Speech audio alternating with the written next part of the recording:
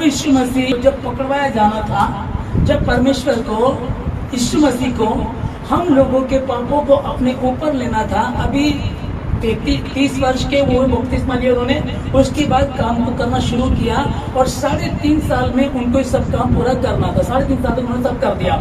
अब निकट था, उस समय निकट था जब प्रभु यीशु मसीह को पकड़वाया जाना था, धोखे से डाकू समझ करके, डाकुओं का साथी समझ करके पकड़वाया जाना था। तब यीशु मसीह अपने चेलों के साथ संगति करते हैं और यहाँ वो प्रार्थना करके अपने चेलों से बोलते हैं कि प्रार्थना करते रहो, जागते रहो कि तुम परीक्षा में ना पड़ जाओ। जैसे कि इस शब्द को यीशु मसीह ने 2023 साल पहले अपने चेलों से कहा और फिर ये पुस्तक लिखी गई और ये जो वचन लिखे गए तो वो ये उस समय भी था, ये आज भी है। जैसे कि हम वचन को पढ़ रहे हैं, हम दुनिया रीति से देख रहे हैं। जैसे हमने देखा कि मणिपुर में जो दशा हुई है, जो हाल हुआ है क्रिश्चियनों के साथ, उसको हमने देखा।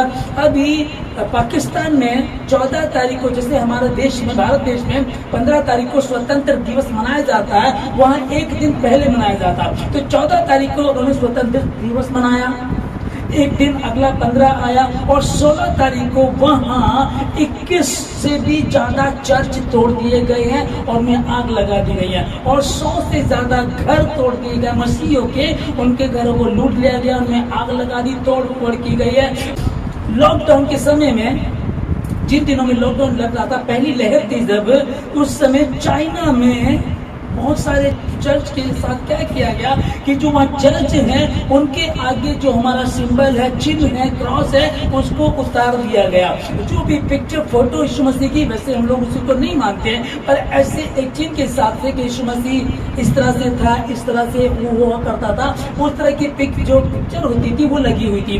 वो फोटो भी उतार दी गई, क्रॉस तोड़ दिए गए, बहुत सारी क्रॉसों को तोड़ दी गई। और वहाँ का जो, जैसे हमारे भारत देश में प्रधानमंत्री हैं, वैसे वहाँ के जो बड़े तो राष्ट्रपति होते हैं, उन्होंने उसने कहा कि चर्च के अंदर आप मेरी फोटो लगाएंगे, अपने जीसस क्राइस्ट की फोटो नहीं लगाएंगे। और ये किया गया, अगर कोई इस बात को नहीं मानेगा तो जैसे कि राशन दिया जाता है, फ्री सेवा सरकार देती है गरीबों को, उस तरीके से आपको सेवा नहीं दी जाएगी। समय कौन सा? लॉकडाउन का। लॉकडाउन का समय है, घर से नहीं निकल सकते, काम नहीं कर सकते, कहीं जा नहीं सकते। उस समय में जब हमको ज्यादा आवश्यकता है राशन की, खाने की, दूध की, इन चीजों की, उस समय में ऐसा फंसाया उन्होंने कि लॉकडाउन का समय है, अब इन लोगों से बात करो। एक ऐलान करा दिया गया कि अपने घर, चर्च में तो फोटो लगाई उसने, वहाँ अपनी, उसने घरों में भी यही कहा, अपने घरों में से भी जीसस क्राइस्ट की फोटो निकालो, जो भी वचन है हटाओ उसको, जो भी क्रॉस है उसको हटाओ और आप मेरी फोटो पे लगाओ। इसको समझिएगा कि हम देख रहे हैं, चाहे वो भारत देश हो, नेपाल हो, चाइना हो, पाकिस्तान हो, कोई भी क्यों ना हो, मसीह यीशु जगत के लिए आया। हमें भारत देश में परमेश्वर ने रखा, तो हम भारत देश में रखा हमको, तो हम यहाँ की जिम्मेदार के प्रार्थना करें यहाँ के लोगों के लिए कि परमेश्वर हमारे देश को, हमारे प्रभु ने इस बात को कहा। पर चूंकि परमेश्वर ने हमको पृथ्वी का नमक कहा, तो इसलिए पृथ्वी में पाकिस्तान दिया था, नेपाल दिया था, चाइना दिया था, पूरी दुनिया आती। हमें परमेश्वर ने हमको कहा कि तुम पृथ्वी का नमक हो। और वही यीशु ने कहा कि मैंने पृथ्वी से, जगत से ऐसा प्रेम किया कि अपने इकलौता बेटा यीशु मसीह दे दिया, है ना, ताकि जो विश्वास करे वो नाश न परंतु अनंत जीवन पाए। इन 3 घटनाओं को जैसे हम देख रहे हैं, थोड़ी सी न्यूज के द्वारा मेरे पास पहुंची, हमने इसको सुना, देखा, तब मैं आपके सामने पहुंचा रहा हूँ। है बहुत ज्यादा दिक्कत, बहुत ज्यादा मसीहियों के साथ ही क्यों है। अब सवाल ये उठता है कि प्रभु के लोगों के साथ ही क्यों, प्रभु के लोगों के, मसीहों के साथ ही क्यों होता है। कि क्या हुआ, कोई छोटी सी बात हुई होगी, उनके चर्च को जला दिया, चर्च को तोड़ दिया और 100 से ज्यादा भी घरों को जला दिया गया, तोड़ फोड़ कर दी गई, उनको लूट लिया गया। अब हम यहाँ देखते हैं कि क्रिश्चियनों के साथ ही क्यों होता है, ऐसी क्या बात है। और खोट कोई पाई नहीं जाती, है ना। मसीह यीशु को भी जब क्रूसित किया जा रहा था, उसको क्रूस दिया जा रहा था, तो उसको लेके जा, एक कचहरी में लेकर के गए, अरे भाई देखो, पता करो यार, कोई ना कोई इसमें खोट निकालो, पर कोई खोट में थी नहीं। फिर उसने कहा कि ठीक है, इसे आज दूसरे के पास लेकर जाओ। दूसरे के पास लेकर के वहां देखा, भाई क्या गलती है कि ये अपने आप को प्रभु कहता है, ये अपने आप को परमेश्वर का पुत्र कहता है। कहता फिर ठीक है, बाइबल बताती है है ना। तो उसमें कोई खोट नहीं पाई गई, कोई भी कमी नहीं पाई गई, पर अब उसको क्रोस तो देना है।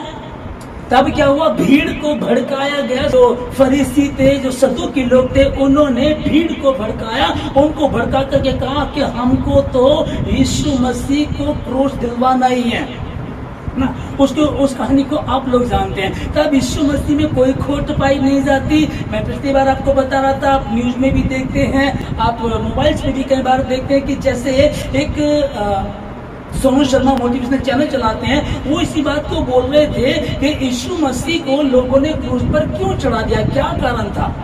क्या वो कोई चोर थे, डाकू थे, है? कोई कमी उनमें पाई नहीं गई। धर्मी थे, धार्मिकता के काम किया करते थे। और जब यीशु मसीह आए तो उनसे पहले इस तरह के काम कोई नहीं कर सका जैसे प्रभु यीशु मसीह ने किए, है ना। इसलिए लोगों को क्या लगने लगा कि हमारी तो दुकानें बंद हो जाएंगी, हम तो खत्म हो जाएंगे, हमें तो वैल्यू ही नहीं मिल रही है। हर कोई यीशु के पीछे, हर कोई यीशु को मान रहा, हर धर्म जाति का यीशु के पीछे जा रहा। इसलिए उस चिड़ के कारण, और वही चिड़ यहाँ भी थी, और उसी चिड़ को रखा यीशु मसीह के चेलों से भी वही चिड़ रखी, उसके चेलों को भी मार दिया गया।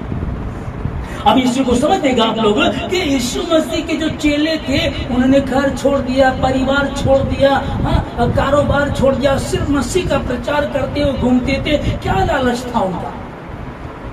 एक योजना थी परमेश्वर की कि खेत पक्के मजदूर थोड़े हैं, इसलिए मुझको मजदूर चाहिए। उसने चुना, उन्हें गरीबों को, असहायों को, दरिद्रों को, मछुआरों को, अनपढ़ों को चुन लिया। चुन करके कहा कि अब जाओ, जा करके तुम फल लेकर के आओ। वो 12 चेले तैयार हुए, एक ने गद्दारी की, निकल गया, 11 थे, फिर एक हुआ।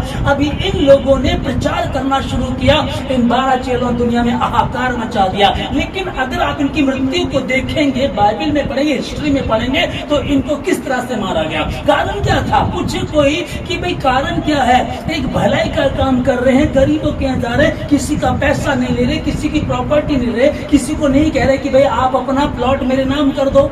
तो इस बात को, या यीशु मसीह को इस बात का पता था ये होना है, ऐसा होगा ही। और यहाँ लिखा है कि यीशु मसीह ने कहा जागते रहो, प्रार्थना करते रहो कि तुम परीक्षा में ना पड़ो। आत्मा तो तैयार है परंतु शरीर दुर्बल है। अब यीशु मसीह ने प्रार्थना के विषय में कहा, हमको, मुझको और आपको कहा। और हकीकत बात है कि घुटनों पर की गई प्रार्थना, जब आप घुटनों पर आते हैं, आप इतिहास बदल देते हैं। एस्तर के विषय में आपको पता है, एस्तर का पूरी कौम, यहूदियों की कौम को खत्म करने की बात आ गई। अब क्या किया जाए, परमेश्वर के नाम से 3 उपवास उन्होंने रखे और प्रार्थना में लगे सब के सब। बाइबल बताती है कि जो हानि उनकी होनी थी, एक विरोधी षड्यंत्र रच रहा था हामान, और वो उल्टा उसी पे पड़ गया। ये कब हुआ, जब उन्होंने उपवास रखा, जब उन्होंने प्रार्थना की। और यहाँ यीशु मसीह ने यही कहा, जागते रहो, प्रार्थना करते रहो। हम दानियल के विषय में 6 अध्याय में देखते हैं। ये दानियल था कौन, गुलाम था कौन, इजराइली। अब कहाँ रह रहा था, बाबुल में। अब क्या था, वहां गुलाम बना करके रहा गया, ठीक है ना। अब गुलाम बना करके उसको लेकर के जाया गया। ये वहां गुलामी कर रहे थे, गुलामी में थे ये लोग। और परमेश्वर ने इनको, देखो सोचो, बाइबल में क्या लिखा है कि परमेश्वर जिसका मन चाहे ढीठ कर देता है। परमेश्वर जो काम करना चाहे तो उसको रोक सकता है, ठीक है। परमेश्वर, बाइबल में हम देखते हैं कि परमेश्वर ही ऐसा क्या करता कि विरोधियों को उकसाता था और उन्हीं अपने लोगों पर वो हावी करता था। आकर के जंग होती थी और वो इनको गुलाम बना करके ले जाया करते थे, क्योंकि प्यार से तो मानते नहीं थे। इसलिए परमेश्वर को अपना कुछ ना कुछ तो करना है। अब इस तरह से हुआ, जब इनको गुलाम बना करके ले जाया गया। अब सोचिएगा, यहाँ लिखा है कि दानियल जो था, तीनों पहर प्रार्थना किया करता था। सुबह, शाम और दोपहर, तीनों पहर दानियल प्रार्थना किया करता था। अब इस सोच करके देखो कि अगर आपको, मुझे, हमको इस तरह का किया जाए कि हमको गुलाम बना दिया जाए, हमको गरीब बना दिया, हमको कमजोर बना जाए, उसके बाद क्या उपवास रखा जाएगा, क्या प्रार्थना की जाएगी। हाँ, सच्चा प्रेम तो यही है, खुदावन तू आशीष दे चाहे ना दे, खुदा तो तू ही है और तू ही हमारे साथ है, तेरे ही साथ हमारी संगति है, तू जो कहेगा वही करेंगे, पर तुझसे अलग कभी भी नहीं नहीं होंगे। ये गुलामी के देश में रहते हुए प्रार्थना करता था। राजा, इस बात को यहाँ लिखा हुआ है कि राजा ये भी चाहता था कि मैं इसको और भी ऊपर लेकर जाऊं, मैं इसको देश के ऊपर अच्छे से इसको ठहरा दूं। ये भी सोचता था कि दानियल को सारे राज्य पे ऊपर ठहराए। अब ये सोच करके देखो कि यहाँ ये इतनी बुद्धि, इतना ज्ञान इसने पाया, इसका कारण क्या था, क्यों ऐसा हुआ? क्योंकि ये परमेश्वर की अधीनता में रहता था। गुलामी के देश में भी परमेश्वर ने अपने बच्चों को बढ़ाया। अब गुलामी में तो बहुत सारे लोग गए थे, इजराइल के बहुत सारे लोग गए थे, 10,000, 20,000, 1,00,000 कुछ इस तरह से गए। ओके, गिनती का यहाँ नहीं है। अब इतने लोग गए, लेकिन 4 लोग वहाँ ऐसे पाए जाते हैं जो परमेश्वर की अधीनता में रहते हैं। शद्रक, मेशक, अबेदनगो, 3 लोग ये, और चौथा दानियेल, 4 लोग परमेश्वर की अधीनता में रहते थे। वहाँ जाकर भी इन्होंने उपवास नहीं छोड़ा, प्रार्थना करना नहीं छोड़ा। इसलिए जब उस राजा को एक ऐसे बुद्धिमान व्यक्ति की आवश्यकता थी जो मेरे पास रहे। कुछ लोग षड्यंत्र रचते राजा के प्रति, तो उसको चाहिए था कोई ईमानदार हो। बुद्धिमान तो बहुत है लेकिन ईमानदार नहीं है, ईमानदार तो बुद्धिमान नहीं है। और यहाँ दानियल ईमानदार भी था, बुद्धिमान भी था, और उसके जैसा कोई भी नहीं था। दानियल के विषय में पढ़ते कि उसको शेरों की मान में डाल दिया गया था, है ना। आगे इसको हम लोग पढ़ें। तो शेरों की मान में डाल दिया गया था, उसका डालने का कारण क्या था? क्या वो चोर था? क्या वो डाकू था? क्या उसने कोई गलत काम किया था? ऐसा कुछ भी नहीं है। लेकिन क्या था? चिढ़ के कारण जो वहाँ के बाबुल के जो लोग थे, जो और लोग थे, उनको लगता था कि राजा तो इसको ज्यादा सर चढ़ा के रखता है। अब इसमें हम सोचते हैं कि इस बंदे को फंसाया जाए, इसमें कोई कमी निकले। उन्होंने कमी ढूंढी तो कमी कोई पाई नहीं गई है। वो कोई गलत काम नहीं करता था, चोरी नहीं करता था, भाई जो उसके हाथ में दिया गया ऐसा वो कुछ भी नहीं किया करता था। अब उनके दिमाग में क्या किया जाए, तब इन्होंने जाकर के राजा को उकसाया। कहा कि राजा, ऐसा किया जाए कि 30 दिन तक ना आपकी एक मुहूर्त बनाई जाए, और 30 दिन तक हर रोज आपको दंडवत करे, हर व्यक्ति आपको दंडवत करे, ना तो किसी दूसरे मनुष्य को ना देवता को, सिर्फ आपके साथ ऐसा किया जाए, और आप हस्ताक्षर कर दीजिएगा। ठीक है, वो हस्ताक्षर कर देता है। उसके बाद दानियल को पता लग गया कि राजा की आज्ञा निकली है कि किसी भी देवी देवता को, जो भी किसी के देवी देवता है, उनको कोई दंडवत नहीं करेगा, सिर्फ मुझको ही दंडवत करेगा। और यहाँ जब उसको पता लग गया, तो भी पता चल गया कि अगर किसी ने राजा की आज्ञा नहीं मानी, अपने परमेश्वर को या किसी और को, राजा को छोड़ किसी और को दंडवत किया, तो ये सही नहीं होगा। उसके लिए सजा ये है, उसको शेरों की, भूखे शेरों की गुफा में डाल दिया जाएगा, और कोई हो ही नहीं सकता कि शेरों की मान में से कोई किसी को बचा सके। इसको पता था शेरों की मान में डाल दिया जाऊंगा, लेकिन इसने क्या किया? इसको पता चल गया, सिग्नेचर कर दिए गए हैं, अब फरमान जारी हो गया। और अगर कोई ऐसा पकड़ा गया किसी और देवी देवता से प्रार्थना करता हो, तो उसको मार दिया जाएगा, बिल्कुल वो जिंदा नहीं बचेगा। उसके बाद भी ये अपनी रीति के अनुसार दिन में 3 बार प्रार्थना किया करता था, और वैसे ही इसने कुछ दिन भी प्रार्थना की। जो विरोधी थे वो दौड़े, उन्होंने देखा कि देख के दानियल कहाँ जा रहा है। उन्होंने देखा कि वो तो प्रार्थना कर रहा है, अपने परमेश्वर से विनती कर रहा है, और इस बात को जाकर उन्होंने राजा को बता दिया। अब राजा को बता दिया, राजा तो नहीं चाहता था कि उसको सजा मिले, लेकिन वो परेशान था, करे क्या करे, क्योंकि राजा है। अब फरमान जारी कर दिया गया। वो दिन में 3 बार अपने परमेश्वर से विनती किया करता है। उसने अभी भी ध्यान नहीं दिया। कल हस्ताक्षर हो गए थे, कल के बाद जब शुरू हो गया, उसके बाद आज उसको ऐसा नहीं करना चाहिए था। अब उन्होंने उकसाया। राजा दानियल से प्यार करता था, उसको बचाना चाहता था, पर चूंकि राजा उसको बीच में तो गड़बड़ी कर नहीं सकता, कि राजा ने उसको डाल तो दिया, डलवा भी दिया उसको, लेकिन उसको क्या बोलता है, पास जाकर के सुन, जिस परमेश्वर की तू नित्य उपासना किया करता, वही तुझे बचाए। आमीन। उसके बाद राजा अपने महल में चला गया, और उस रात उसने खाना नहीं खाया, भूखा ही पड़ा रहा। उसने कुछ भी सुविधा की वस्तु नहीं मंगाई, और पांव फटते सबसे पहले वो दानियल के पास, उस शेर की मांद में, उस गड्ढे के पास गया जहां उसको शेर की मांद में डाला गया था कि राजा है।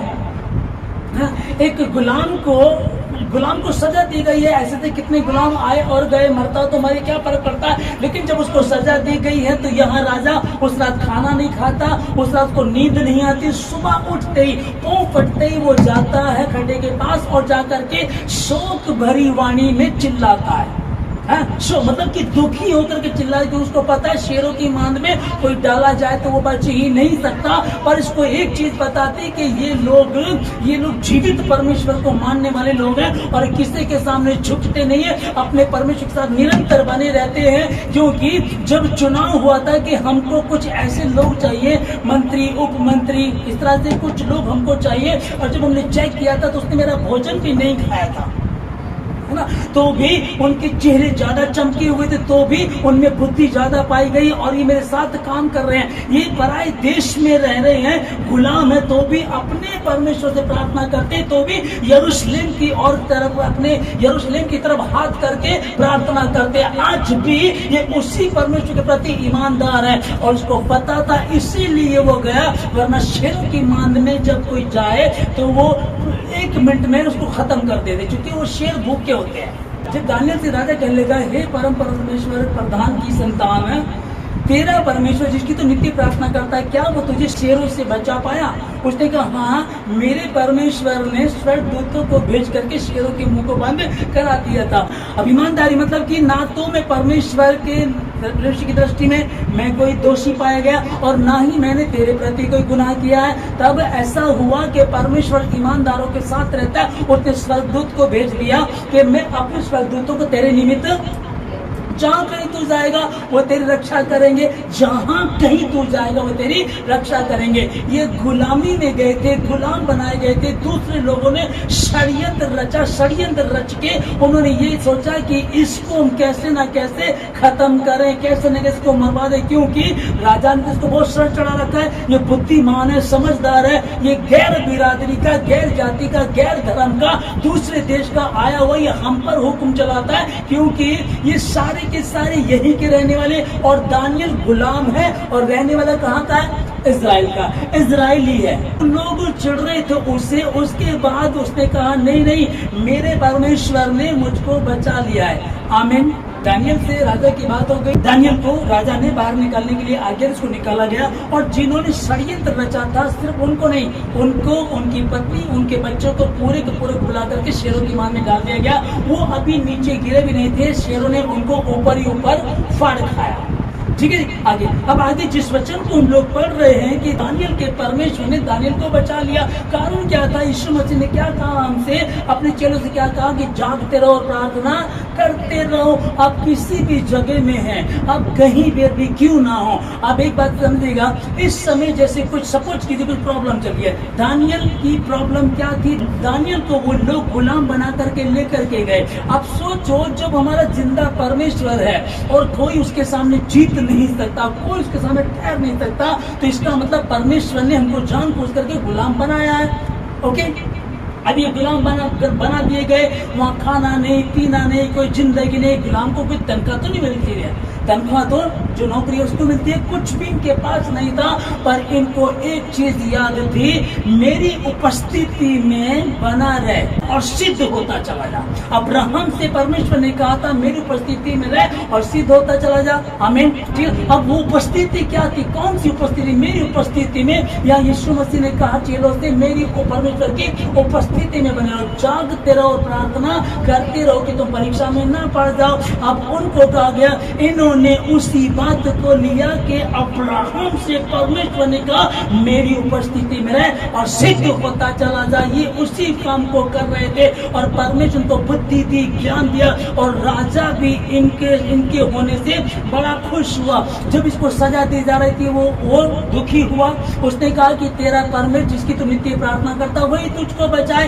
ये प्रभु का धन्यवाद। फिर रात को उसने खाना नहीं खाया और पांव फटते ही सबसे पहले वो उस गड्ढे के पास गया ताकि वो देख सके कि वो जीवित है कि नहीं है। और लिखा कि शोक भरी वाणी से कहता, दानियल, हे दानियल। अब इसको समझ आप, जो मैं आपको बता रहा था कि भारत देश में मणिपुर में जो हादसा हुआ लॉकडाउन के समय में, जो हमने चाइना में सुना कि चर्च तोड़े गए और वहाँ का जो राजा उसने अपनी फोटो लगवाई और जीसस क्राइस्ट के क्रॉस को कोई भी चिन्ह हटवा दिए।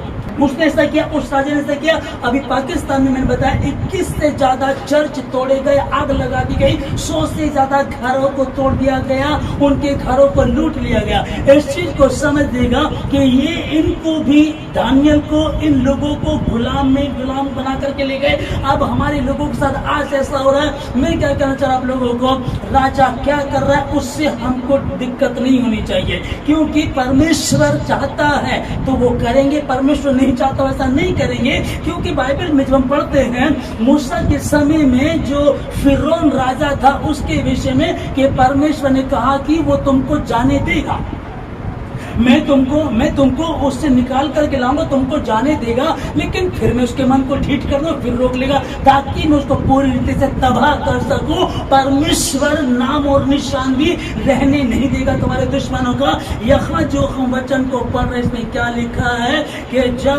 जब दानियल को मान में से निकाल दिया गया, उसके बाद जिन्होंने षड्यंत्र रचा था, कुछ लोग ऐसे थे, उनको, उनकी पत्नी को, बच्चों को लाया गया और शेरों की मान में फेंक दिया गया और वो खत्म हो गया, नामो निशान भी खत्म कर दिया गया। अब दानियल के विषय में हम पढ़ रहे, ये प्रार्थना करता था, जब फरमान जारी हो गया है, राजा ने कह दिया कोई किसी देवी देवता को, कोई अपने देवी देवता को 30 दिन तक दंडवत नहीं करेगा, सिर्फ मुझे करेगा। फरमान जारी हो गया। उसके बाद इसने क्या किया, ये तो अपन इसने वायदा किया, परमेश्वर निरंतर प्रभु के समीप जाऊंगा, सुबह जाऊंगा, दोपहर जाऊंगा, शाम को रहूंगा। और राजा दाऊद कहता है सांझ को, दोपहर को और भोर को, तीनों पहर में कहराता रहूंगा और वह मेरा शब्द सुन लेगा। वो 3 बार कह रहा, 3 बार जाऊंगा, ये 3 बार जाया करता था। इसकी प्रार्थना, मसीह में की गई मेहनत व्यर्थ नहीं होती।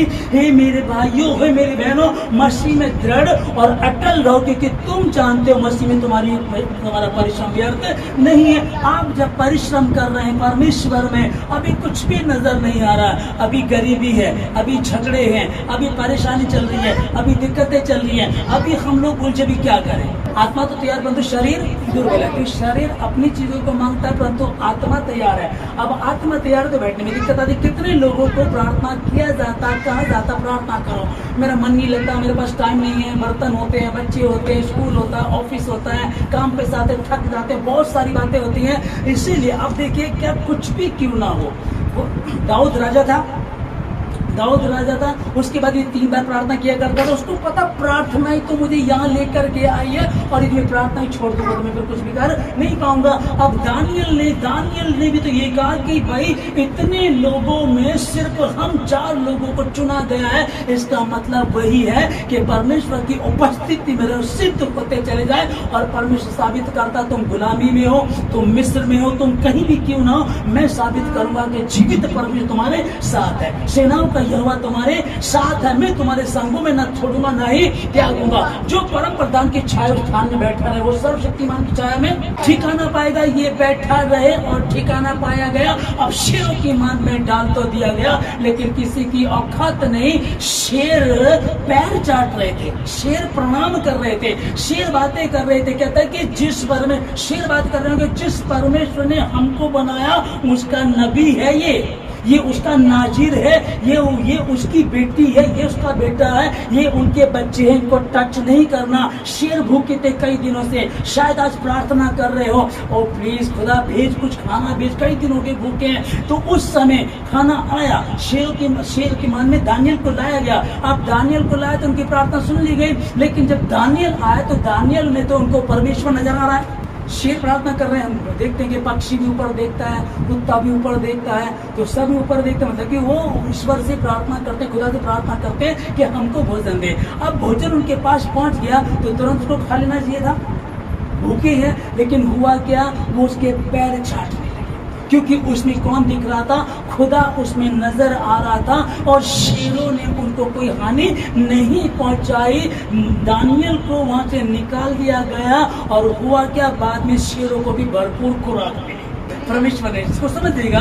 अब आगे जब जैसे हम देख रहे हैं कि परमेश्वर के प्रार्थना जो करने वाले लोग हैं वो किस तरह से जीते, किस तरह से बढ़ते, किस तरह से पनपते हैं। कई बार आप लोग बताते हैं कि मैं कहते हैं मैं रात को प्रार्थना कर रही हूँ, मैं रात को प्रार्थना कर रहा हूँ। हम उपवास भी लगातार रख रहे हैं, सप्ताह में 3 उपवास हम रख रहे हैं। 40 उपवास तुमने रखे, फिर 21 रखे, फिर 11 के, इतने उपवास तुम लोग रख रहे हो। और कई बार फिर तुम कहते हो कि अभी भी प्रॉब्लम चल रही है, अभी भी बच्चे सुधर नहीं रहे, अभी भी कुछ समझ में नहीं आ रहा, अभी भी कारोबार ठीक नहीं हो रहा। तो इसको समझिएगा, यहाँ परमेश्वर कह रहा है कि मसीह में की गई मेहनत व्यर्थ नहीं जाती। ये प्रार्थना करते रहे। ये गुलामी में थे, गुलामी, ये किसी देश की गुलामी में थे। आप किसी और बात को लेकर के परेशान हैं, आप कुछ कर नहीं सकते। आज बच्चे गलती कर रहे हैं, उनको समझाओ, उनको सुधारने की कोशिश करो तो वो उल्टा जवाब देते हैं, वो गलत हरकतें कर जाते हैं, उल्टा माँ बाप के लिए हानिकारक हो जाते हैं, हानि बन जाते हैं, उनको दुख पहुंचाते हैं, उनको सदमे में लाते हैं। अब ऐसे में हम क्या करें, समझ में नहीं आ रहा। चिंता मत करो, वक्त आएगा और परमेश्वर साबित करेगा, और जितना तेरा गया उतना तुझे उसका डबल तुझे लौटा देगा। आमीन। उसका डबल लौटाने वाला परमेश्वर के साथ हम बैठे रहते हैं। एक व्यक्ति राजा दाऊद जब प्रार्थना करता था, लिखा है कि 3 बार प्रार्थना किया करता था, भोर को, सांझ को, दोपहर को, तीनों पहर में कराता रहूंगा और वह मेरा शब्द सुन लेगा। ये राजा जो तीनों पहर प्रार्थना किया करता था, एक बार क्या हुआ, ये लड़ाई पे जाना था, लड़ाई पे राजा लोग जाया करते थे। उस दिन ये लड़ाई पर नहीं गया, ये घर पर ही ठहर गया। उसके बाद ये छत पर टहलने चला गया और उसने दूर से एक स्त्री को देखा। जब हम देख रहे हैं कि किस प्रकार से परमेश्वर ने राजा बनाया दाऊद को, उससे पहले हम देख रहे हैं कि किस तरह से वो चरवाहा था, आराधना करता, पूजा संगति किया करता था। इस प्रकार से परमेश्वर ने चुना और कहा कि जो उद्धार करता है वो भी इसी के द्वारा आएगा। उस व्यक्ति के बारे में 2 शमूएल 11 अध्याय में हम लोग जो पढ़ रहे हैं उसको आप समझिएगा कि इसको जंग पे जाना था पर जंग पे नहीं गया और ये उस दिन घर ही ठहर गया। फिर ये रात को छत पे टहलने लगा। इसने दूर से एक स्त्री को नहाते देखा। फिर लिखा है कि उसके साथ दुष्कर्म किया, उसके पति को भी मरवा दिया। इतना बड़ा पाप इसने किया। ये कारण क्या था? सावधानी हटी, दुर्घटना घटी।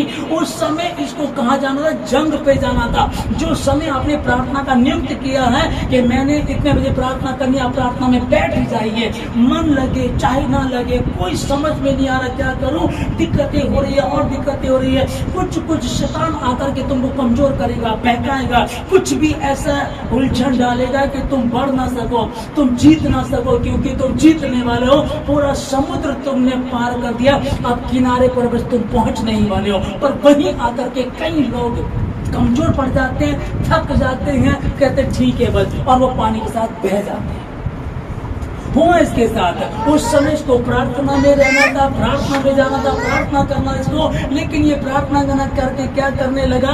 ये टहलने लगा और टहलने लगा तो कुछ और हुआ और शैतान वहीं से काम शुरू कर देता है। कितनी बड़ी गलती। अगर देखा जाए दाऊद के पूरे जीवनी को आप पढ़ते हैं, आप सुनते हैं, आप देखेंगे उससे अच्छा कोई नहीं रहा। पर यह गलत, इतनी भयंकर गलती हुई, उसका दुख भी इसने उठाया। इस व्यक्ति ने प्रार्थना नहीं की, उस समय इसने दुख उठाया। अब आगे देखिएगा, दानियल को हम देख रहे हैं, कहते फिर ठीक है कि तो दंडवत नहीं करेंगे, नहीं दंडवत नहीं करेंगे, हम दंडवत नहीं करेंगे, हम जीवित परमेश्वर को मानते हैं, उसको छोड़ किसी दूसरे के सामने हम अपने सर को नहीं झुकाते, उसी के सामने घुटने टिकाते हैं। वो आशीष दे चाहे ना दे।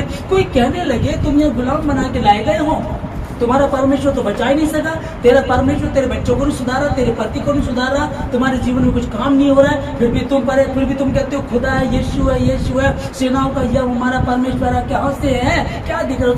तो दिखे ना दिखे, आपको इससे कोई मतलब नहीं है और तुझे बताने की कोई जरूरत नहीं है हमको।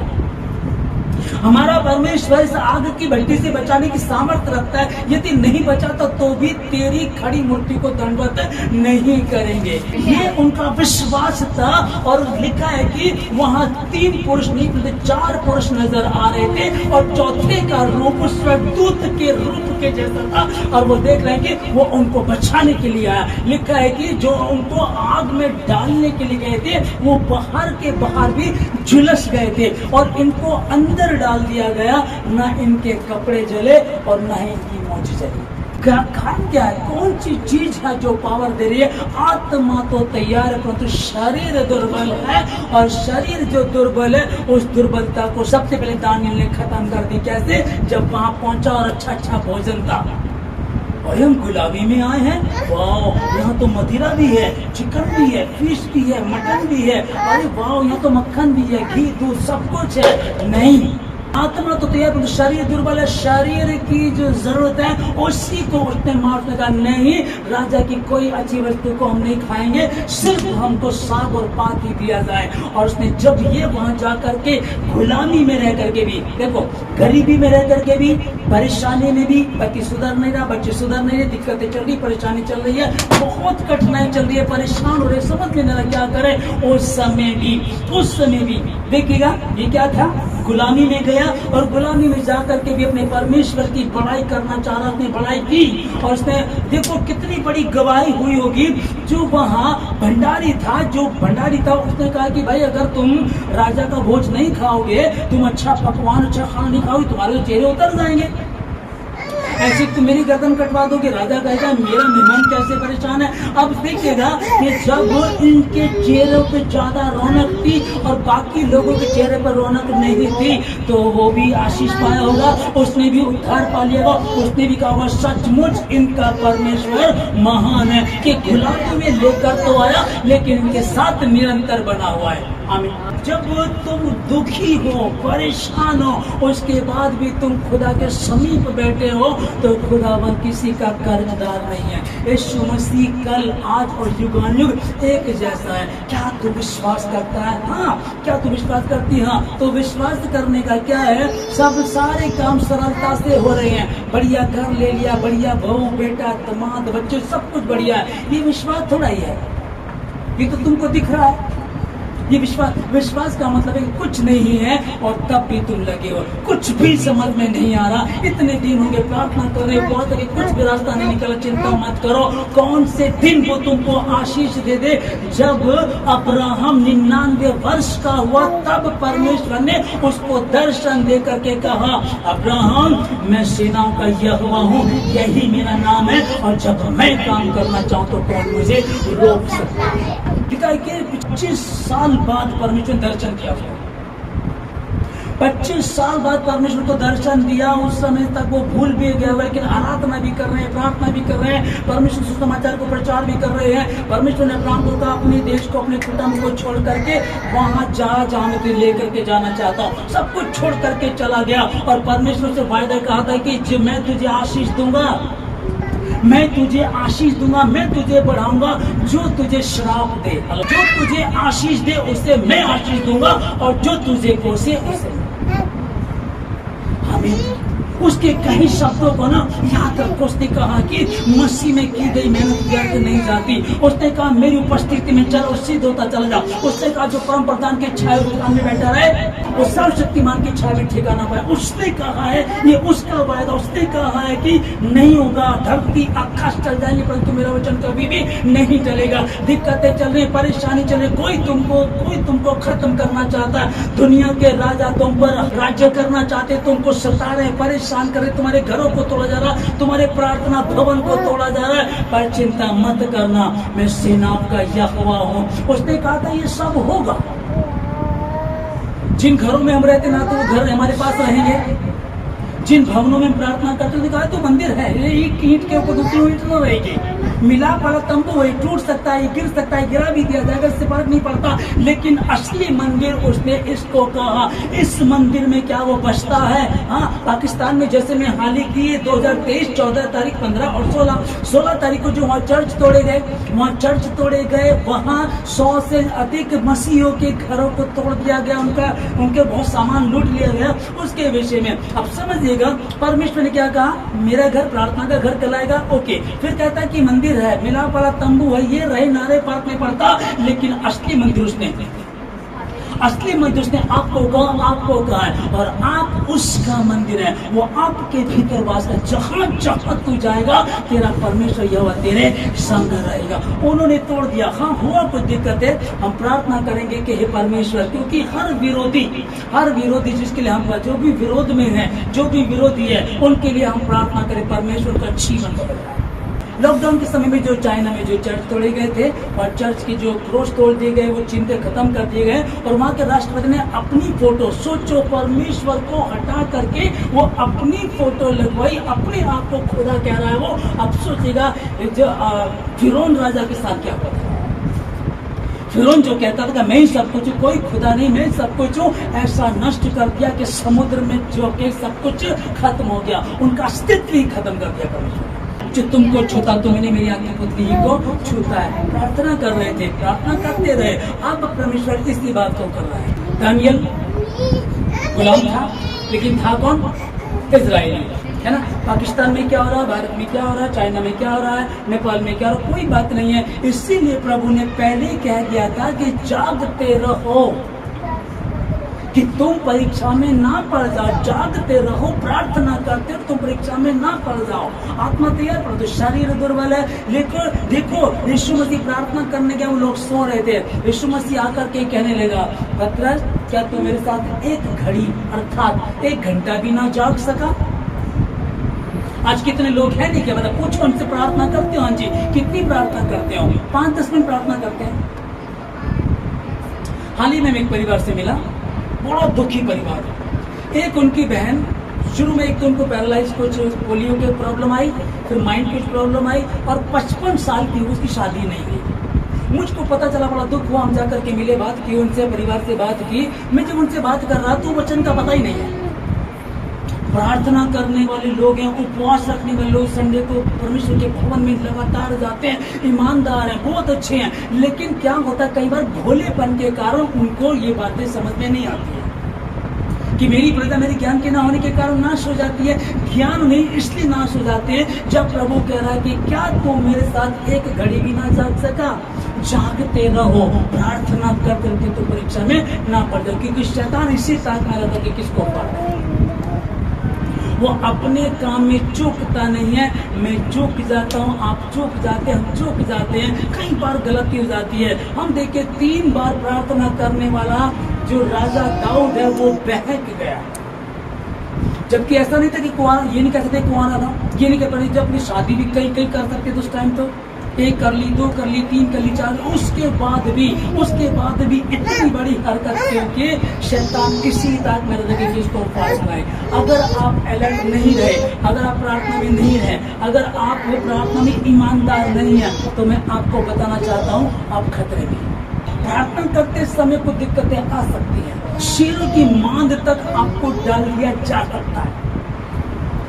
समझिएगा, आपके बच्चे में डाल दिया ना, पहले नहीं आया ना परमेश्वर बचाने, पहले नहीं आया ना। देखो पहले वो तो कदम आया, परमेश्वर ने कहा मैं तुमको बचा लूंगा, और वो सोचते परमेश्वर आए नहीं, बेटा परमेश्वर आए नहीं। हाँ सोच लो अभी, नहीं तू हमको चाहे आग की भट्टी में डाल दे, हम इकरार नहीं करेंगे, तेरी मूर्ति को दंडवत नहीं करेंगे।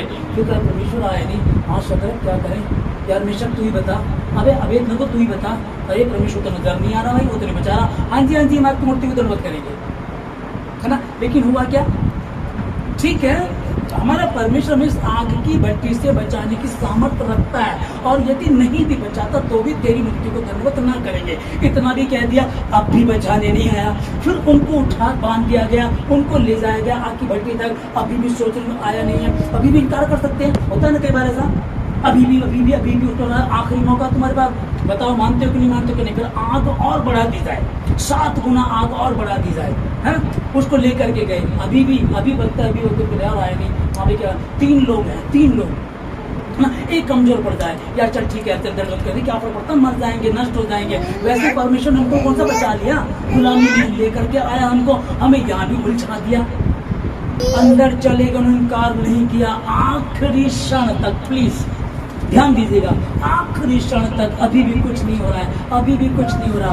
अब तो आग की भट्टी में जाने वाले हैं, अब तो शेरों की मां में फेंक दी जाएंगे। वो शेर कई कई दिन के भूखे होते, वो खा जाएंगे, वो खत्म कर देंगे, हम तो खत्म ही हो जाएंगे। कोई बात नहीं है, परमेश्वर बचाता है, परमेश्वर जीवन देता है और अपने भक्तों के प्रति वो ईमानदार है। जब तुम 3 बार प्रार्थना करते हो, जब तुम रात रात को प्रार्थना करने बैठते हो, तो खुदावन जानता तुम्हारी आवश्यकता क्या है। आग की भट्टी में डाल दिया गया और लिखा है कि राजा की नींद उड़ गई। उसको लगा कि कितने लोग, अरे भाई सुन इधर आ, कितने लोग डाले थे हमने आग में, महाराज हमने 3 लोग डाले थे और मुझको 4 नजर आ रहे हैं और चौथे का रूप तो परमेश्वर के पुत्र के समान लग रहा है। चौथे का रूप तो लग रहा है। जब आग में डाल दिए गए तब तक भी वो नहीं माने, ठीक है डाल दीजिएगा, शेरों की मां में डाल दिया गया। राजा उसका खास था दानियल का, वो कह सकता था यार तू कर ले यार, क्यों ऐसा कर रहा है, तू मेरा खास है, तू मेरा अच्छा है, तू मेरा दोस्त है, तू मर जाएगा, दिक्कत हो जाएगी यार, मुझे भी दिक्कत होगी। राजा प्लीज इस बात में मैं समझौता नहीं करूंगा, आप अपनी जगह सही रहिएगा, आप अपना काम कीजिएगा, आप मुझको डलवा दीजिएगा। और डलवा दिया गया। जब वो वहां डलवा दिए गए उसके बाद लिखा है कि शेर के पैर चाटे। आग जो जलन देती है वो आग भी उनको ठंडक पहुंचा रही थी, क्योंकि यीशु मसीह था। उनके कपड़े नहीं जले तो इसका मतलब आग पानी बन गई। आमीन। आखिरी 99 नंबर पूरे हो गए, 1 नंबर बचा है। अभी भी तबीयत ठीक नहीं हो रही है, अभी भी बीमारी जान रही है, अभी भी सगाई नहीं हुई लड़की की, अभी भी शादी हुई भी बच्चा पैदा नहीं हुआ, अभी भी घर खरीद नहीं पाए, अभी भी मतलब दिक्कत चल रही है। वकील ने तो कह दिया मुश्किल रहेगा। एक खुदा तूने कहा कि मैं तुझे बचाऊंगा, मैं तुझे कोई हानि पहुंचाने नहीं दूंगा। खुदाबंद हानि तो चल रही है, तो वो आग की भट्टी में डालने के लिए कह रहे हैं। शेरों की मान में प्रभु ऊपर से ही उछल करके वो तो पकड़ लेते, बोटी चबा जाते हैं। चिंता मत कर, तू ये मत देख के वो उछल करके बच्चा वो अच्छल करके बोटी खा जाते हैं, पर तू इस बात पर ध्यान दे कि तेरा परमेश्वर उनकी मदद कर। तो ये मत सोच कि 7 गुना आग बढ़ा दी गई है और दूसरे लोग बता रहे कि जो उनको फेंकने जाते हैं वो उसकी लौ से जल के मर जाते हैं, तुम्हारा क्या होगा। चिंता मत करो, आग की लौ से मत डरो, मैं उसको ठंडा पानी बना दूंगा, बर्फ की सिल्ली के समान में उसको बना दूंगा। क्या तू मेरे प्रति ईमानदार है। गोलियत को देख करके डर डर के भाग रहे थे पूरा इजराइल, लेकिन वो क्या कर रहे थे, वो किसको देख रहे थे, वो ये देख रहे थे कि शेर तो उछलेगा और कैच करके चला जाएगा, ये इसको आग में हमको डाला जाएगा और ये आग हमको जला देगी। उस चीज को देख रहे थे। ये तो भैया इतना लंबा चौड़ा गोली तो उनको मार डालेगा। जब दाऊद आया तो दाऊद ने क्या कहा, इस खतना रहीम की औकात क्या है, इस खतना रहीम की औकात क्या। मैं आपको यही कहना चाहता हूँ, जो अंत तक धीरज धरे रहेगा उसी का उद्धार होगा। जो अंत तक धीरज धरेगा उसी का उद्धार होगा। और विश्वास जो करेगा, विश्वास करने वाले में चिन्ह पाए जाएंगे। आज तो आपको लग रहा है कि आपकी प्रॉब्लम नहीं जा रही है, पर परमेश्वर आपको ऐसा हथियार बनाने जा रहा है कि तुम नहीं, तुम दूसरों को चंगाई दोगे। सर्वशक्तिमान परमेश्वर आपका धन्यवाद देते पिताजी सारी बातों के लिए। मैं सबको आशीष आज के वचन का पढ़ा, सुना, समझा जाना, उस पर मनन करना, परमेश्वर सबको आशीष दे। कि दानियल प्रभु 3 बार प्रार्थना किया करता था प्रतिदिन, जब कुछ भी हो जाए। इतने बड़े ऊंचे ओहदे पे होने के बाद राजा 3 बार प्रार्थना किया करता। दाऊद राजा, हम भी कुछ ऐसा निर्णय लें, मैं भी 3 बार प्रार्थना करूंगी, मैं भी 3 बार दिन में प्रार्थना किया करूंगा, मैं और प्रार्थना को बढ़ाऊंगा, ताकि परमेश्वर हम आग से, उस जलन से बचाए। ताकि परमेश्वर हमको, यदि अगर ऐसी घटना घटती है, हमको शेरों की मां में डाल दिया जाता है, तो शेर हमारे पांव को चाटे, वो अपने सुलभ दूतों को भेज करके शेरों के मुंह को बंद करते हैं। ये वही परमेश्वर है, उसने तब जो किया वो आज भी करता है। मैं आशीष देता हूँ, खुदावंद यीशु मसीह के नाम में आपको आशीष देता हूँ। हर कमजोरी जय यीशु मसीह के नाम में और जल्द ही आप गवाही के साथ लौट यीशु मसीह के नाम में। और अभी लग रहा है कि अभी काम नहीं बन रहे हैं, बहुत दिन हो गए, प्रार्थना कर रहे हैं, उपवास रख रहे हैं, चिंता मत करना, परमेश्वर तुमको योद्धा बनाने जा रहा है। अभी तुम पेशेंट हो, तुम डॉक्टर को ढूंढ रहे हो, पर खुदावन तुम्हें डॉक्टर बना करके पेशेंट्स के पास भेजेगा और तुम प्रार्थना करोगे वो चंगे होंगे, तुम वचन बताओगे वो शांति पाएंगे, क्योंकि वो परमेश्वर तुमको तैयार कर रहा है। खुदावन सबको आशीष देता हूँ, हर बुराई से बताएं, किसी परीक्षा में अपनी योजनाओं को उनके जीवन से पूरा करें। धन्यवाद देते सारी बातों के लिए, धन्यवाद करते, धन्यवाद के साथ प्रार्थना शुरू के नाम से